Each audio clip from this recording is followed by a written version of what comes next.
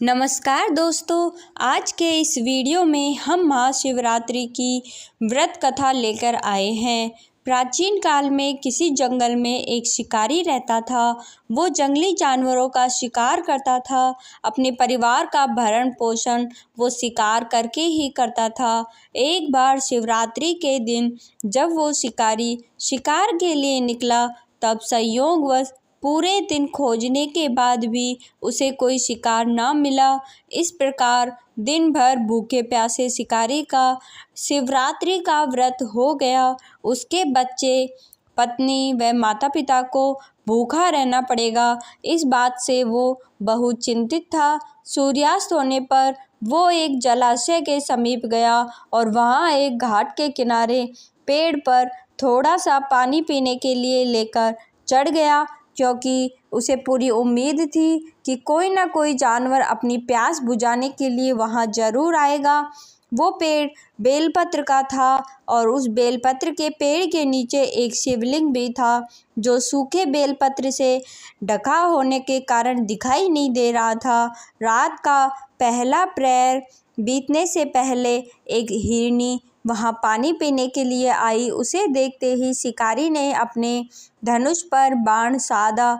ऐसा करने से उसके हाथ के धक्के से कुछ पत्ते और जल की कुछ बूंदें शिवलिंग पर गिर गई और अनजाने में ही शिकारी की पहले प्रहर की पूजा हो गई। पत्तों की आवाज़ से हिरनी ने जब ऊपर देखा तो वह भयभीत होकर शिकारी से कांपते हुए स्वर में बोली, मुझे मत मारो। शिकारी ने कहा, मैं और मेरा पूरा परिवार भूखा है, इसलिए तुम्हें नहीं छोड़ सकता। हिरनी भयभीत होकर शिकारी से जीवन दान देने की याचना करने लगी।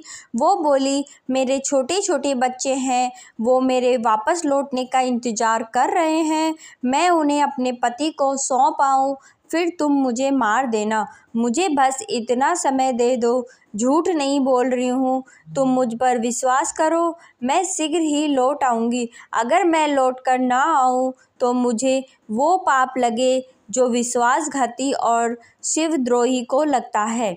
इस प्रकार हिरनी के विश्वास दिलाने पर शिकारी ने उसे जाने दिया और हिरनी वहाँ से चली गई।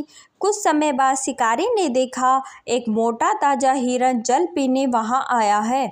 शिकारी ने फिर से अपने धनुष पर बाण चढ़ाया और फिर से कुछ जल व बेलपत्र शिवलिंग पर चढ़ गए। इस प्रकार शिकारी की दूसरे प्रहर की भी पूजा हो गई। धनुष पर बाण चढ़ा देख हिरन ने पूछा, ये तुम क्या कर रहे हो? मैं घर पर अपने बच्चों को छोड़कर आया हूँ। मुझे इतना समय दे दो कि मैं अपने बच्चों को धैर्य देकर शीघ्र लौट आऊँ। तुम मुझ पर विश्वास करो। शिकारी ने हिरन को जाने दिया। हिरन जल पीकर वहाँ से चला गया।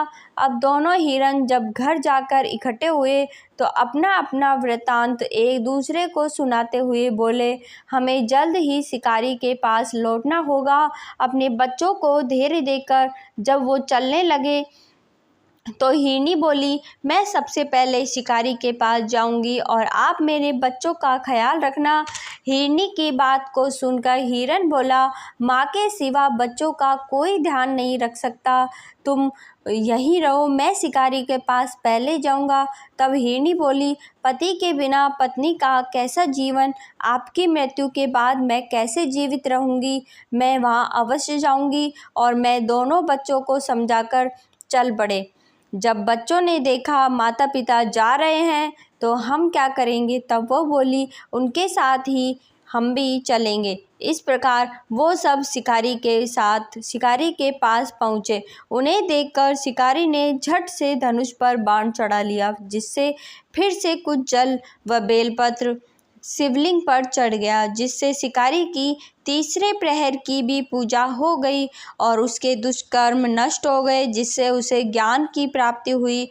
हिरन ने कहा, हम सब उपस्थित हैं, आप हमारा वध करके अपने परिवार की भूख मिटाइए। तब भगवान शंकर की कृपा से प्राप्त ज्ञान के द्वारा शिकारी सोचने लगा, मुझसे तो ये अज्ञानी पशु ही धन्य है, जो कि इतने परोपकारी हैं। दूसरों के लिए परोपकार परायण होकर अपना शरीर दे रहे हैं और मैं मनुष्य जन्म पाकर भी हत्यारा बन चुका हूँ।